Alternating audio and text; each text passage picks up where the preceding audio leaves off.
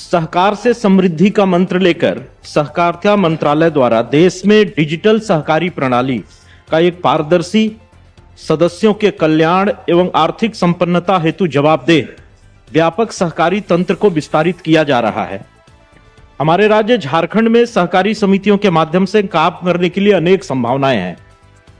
मधु उत्पादन एवं अन्य वनोपजों का संग्रहण, मूल्यवर्धन एवं विपणन, फिशरीज, पर्यटन, ग्रामीण आजीविका, हैंडलूम उत्पादन एवं विपणन आदि के क्षेत्र में कार्य करने के लिए क्या कोई केंद्र सरकार नई लक्षित सहकारी समितियां बना रही है, जिससे राज्य के किसानों एवं नए उद्यमियों के अनुकूल इकोसिस्टम बनाया जा सके? माननीय सभापति महोदय, सदस्य ने यहाँ पे सहकार से समृद्धि की योजना के अंतर्गत सवाल पूछा है। मैं आपके माध्यम से सदन को बताना चाहूंगा कि जब से 4 साल पहले ये मंत्रालय की स्थापना हुई, तब से पूरे देश में एक समान सहकारिता का विकास हो, सहकारिता पहुंचे, इसके लिए बहुत सारे कदम उठाए गए। देश भर की सभी पंचायतों और गांवों को कवर करने का इसमें उद्देश्य था। नई बहुउद्देशीय पैक्स, डेयरी और फिशरीज सहकारी समितियों को स्थापन किया जा रहा है। पैक्स का कंप्यूटराइजेशन किया जा रहा है, जिससे उनकी कार्यक्षमता, कार्यकुशलता में वृद्धि हो। पैक्स को 25 अलग अलग तरह के व्यवसाय भी दिए जा रहे हैं।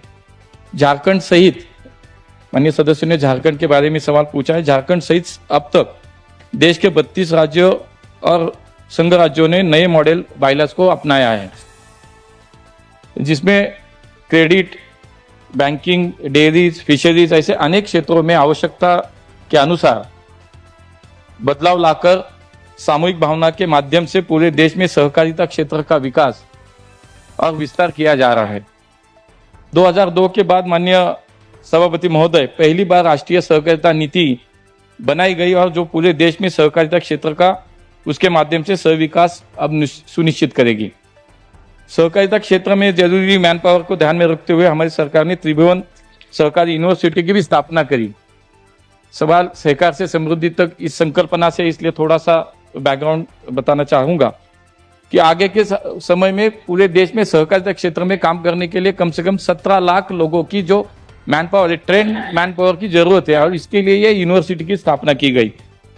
इन सभी पहलों के माध्यम से सहकारिता मंत्रालय का उद्देश्य सहकारी संस्थाओं को आत्मनिर्भर बनाना, आधुनिक और बहुउद्देश्य बनाना है, और ग्रामीण क्षेत्र में रोजगार और किसानों का कल्याण का, ये भी उनको मदद होना, इसका उद्देश्य है। माननीय सदस्यों ने झारखंड के बारे में यहाँ पे पूछा है। मैं आपके माध्यम से उनको बताना चाहूंगा कि झारखंड जैसे जनजातीय राज्य में शहद, दूध, फिशरीज, वन उपज और अन्य कृषि आधारित उत्पादों के माध्यम से सहकारी समितियों के द्वारा कार्य करने की अनेक संभावनाएं हैं, और इसी को ध्यान में रखते हुए केंद्र सरकार द्वारा किसानों और ग्रामीण समुदायों को प्रत्यक्ष लाभ पहुंचाने के लिए कई महत्वपूर्ण कदम माननीय सभापति महोदय उठाए गए हैं। कई नई मल्टीपर्पज पैक्स का वहां पे गठन किया जा रहा है, जो कि शहद कलेक्शन और प्रोसेसिंग, दूध उत्पादन, फिशरीज, वन उपज और अन्य स्थानिक उत्पादों से जुड़ी गतिविधियां कर रहा है। सहकारिता मंत्रालय की नीति संबंधी पहल से पैक्सों के लिए आदर्श उपविधियां लागू करना, राष्ट्रीय सहकारी नीति 2025 के आलोक में पैक्स में शासन सुधार के साथ साथ महिलाओं, ST/SC सदस्यों के लिए पर्याप्त प्रतिनिधित्व के साथ साथ व्यापक सदस्यता को अनिवार्य किया गया है। मेरा राज्य झारखंड एक ट्राइबल स्टेट है। मैं माननीय मंत्री जी से जानना चाहूंगा कि सहकारिता मंत्रालय के माध्यम से सहकार से समृद्धि के मंत्र को साकार करने के लिए, झारखंड के पैक्स को मजबूत करने के लिए और क्या-क्या कार्य किए जा रहे हैं?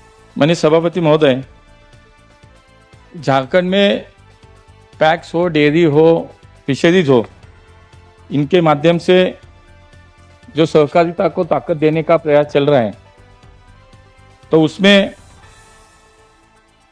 अभी सदस्य ने बताया कि ये एक ट्राइबल स्टेट है, और इसके होने के कारण यहाँ सहकारी संस्थाओं की भूमिका भी बहुत महत्वपूर्ण है।